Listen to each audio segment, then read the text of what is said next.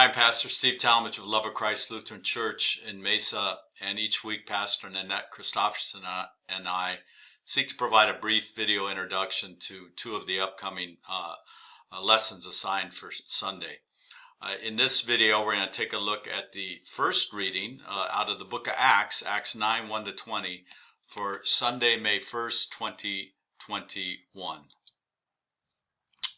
First, you will note, if you've been around liturgical churches during the season of Easter, our Old Testament reading that usually is the first reading of the day is replaced by readings out of Luke's second book in the New Testament, the book of Acts. And I really encourage followers of Christ, disciples of Christ, to read the book of Acts at least once a year.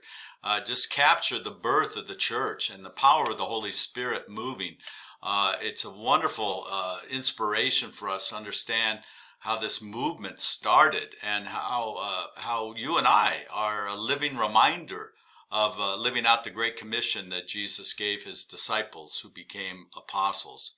The center of the beginning is Jerusalem. Luke ends his gospel in Jerusalem.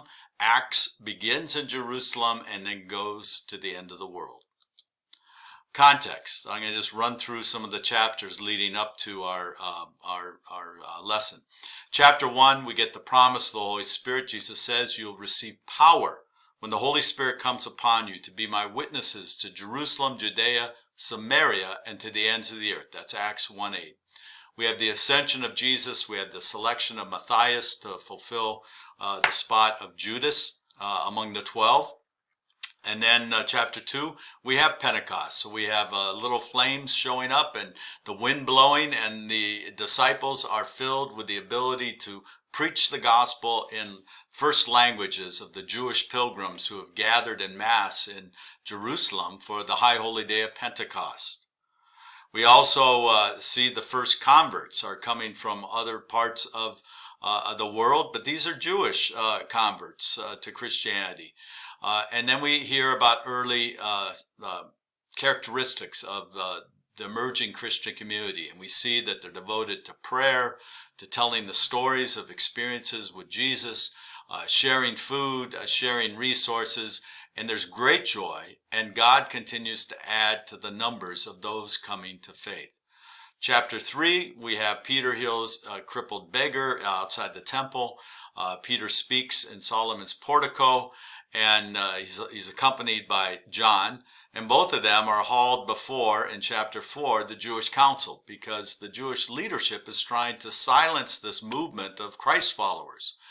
This is problematic. They don't want to stir up anything with the Roman government, and they also don't want to be told that Jesus was the Jewish Messiah, the King of the Jews, and that he died and rose. So they tell them to be quiet.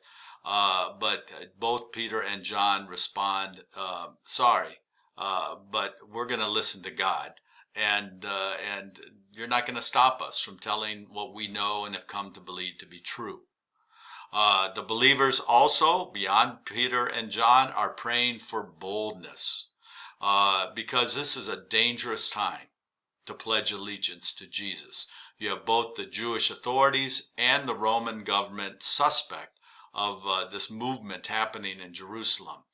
And then chapter 4, we see again the generosity flowing as believers share all of their possessions. Some get a little uncomfortable reading this because it looks like communism and socialism at work, where everyone is seeing we're in this together and there's no hierarchy and nobody should have more than others. But as this movement grows, there's a dependency on each other. For daily bread, for resources. Particularly some of these people have traveled from other parts of the Mediterranean, and so they need shelter, they need food, they need hospitality. As this sharing and just community building takes place, you see again the Lord is adding to their numbers. Chapter 5 is an example of don't play games with God or the apostles. Ananias and Sapphira, they said they sold some property and they're giving all of the money to the movement, but in fact they had held half of it back, and they both were caught in a lie separately, but both caught in a lie, and they both suffered drastic consequences. They dropped dead. Then we see the apostles filled with the power of the Holy Spirit, healing many like Jesus did.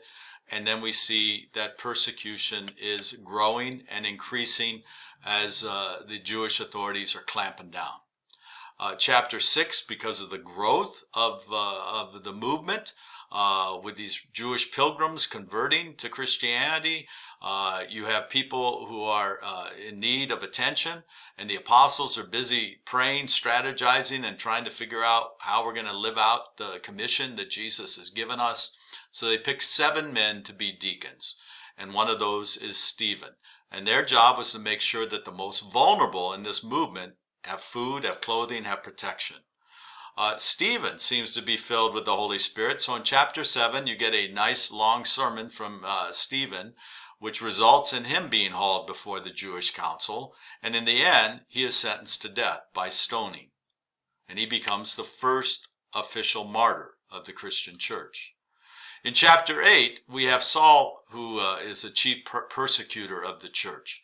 8:1, and Saul approved of their killing of Stephen. He didn't throw the stones, but he was holding the jackets of the guys. And then 8:3, but Saul was ravishing the church by entering house after house, dragging off both men and women. He committed them to prison. Saul was trained in Tarsus as a Pharisee. He knew the Jewish Bible. He was devoted to the Jewish movement and the Jewish faith. And he believed that these followers of Jesus were a danger and a threat to Judaism and the promise that God had given the Jewish people to be a blessing to the world. So he is acting out of faithfulness from his understanding who God is and what a faithful follower of God would do. We take a little sidestep in chapter 8 with the first converts. And interesting, we see this movement is shifting away from Jerusalem out. And so Philip, one of the 12, now an apostle sent out, is out there preaching the gospel, and the first convert is a magician, Simon, a Samaritan. So we see this boundary crossing, we see this ethnic divide coming down, we see the first outside of the Jewish faith coming to faith.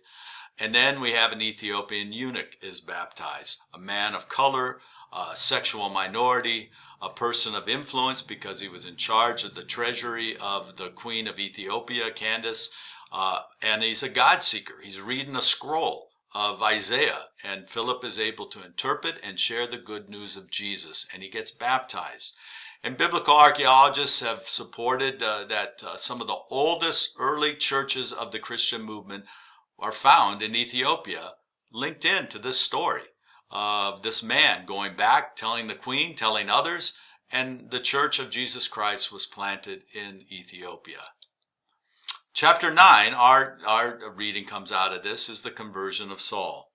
Meanwhile, Saul, still breathing threats and murder against the disciples of the Lord, went to the high priest and asked him for letters to the synagogues at Damascus, so that if he found any who belonged to the way, men or women, he might bring them bound to Jerusalem. The way is what the people of the followers of Jesus were called. They were following the way of Jesus. They weren't called Christians yet. And Saul is still carrying out his understanding of being faithful to God, and he is out to hunt down anybody who pledges allegiance to Jesus. Well, we know the story from Sunday school or otherwise that on the road to Damascus, he has an experience that artists have tried to capture, and we don't know if he was riding a horse or not, but he's struck to the ground, the heavens open, and he has an engagement with Jesus, the risen Christ. And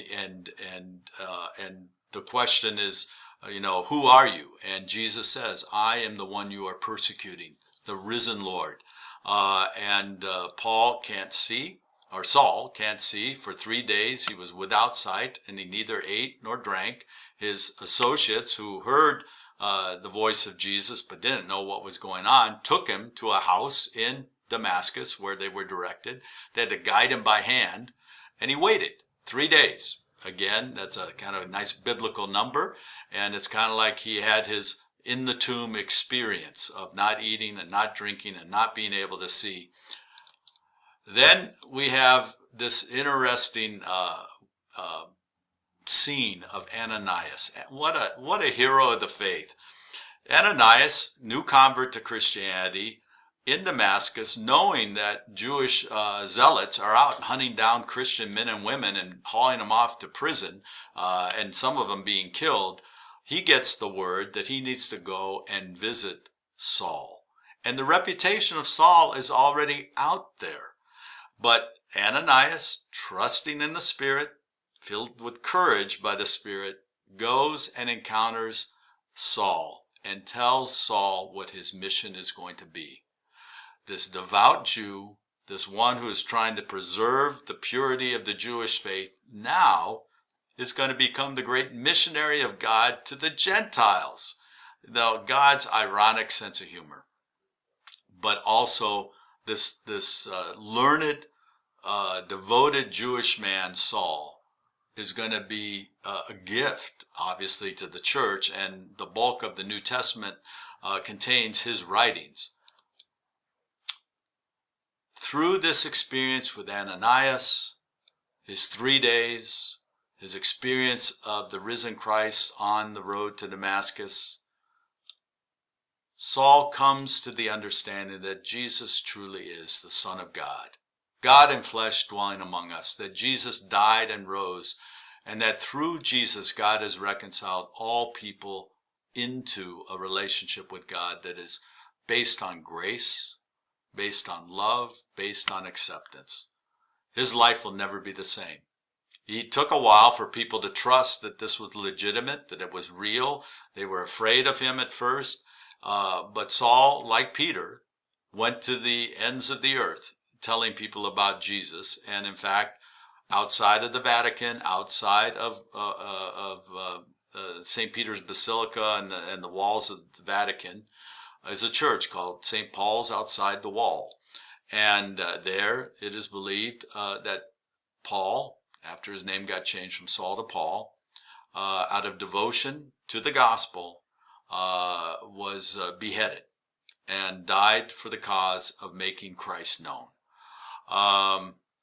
Again, God uses people and interrupts our plans and our agendas and what we believe about God and how we understand God, to continue to use people like us, like Peter, like Paul, to open the door to folks that we maybe weren't inclined to, or to have our hearts and minds changed, to get rid of the prejudice or the assumptions that we carry around that keep us separated from one another, because Jesus has died for the world.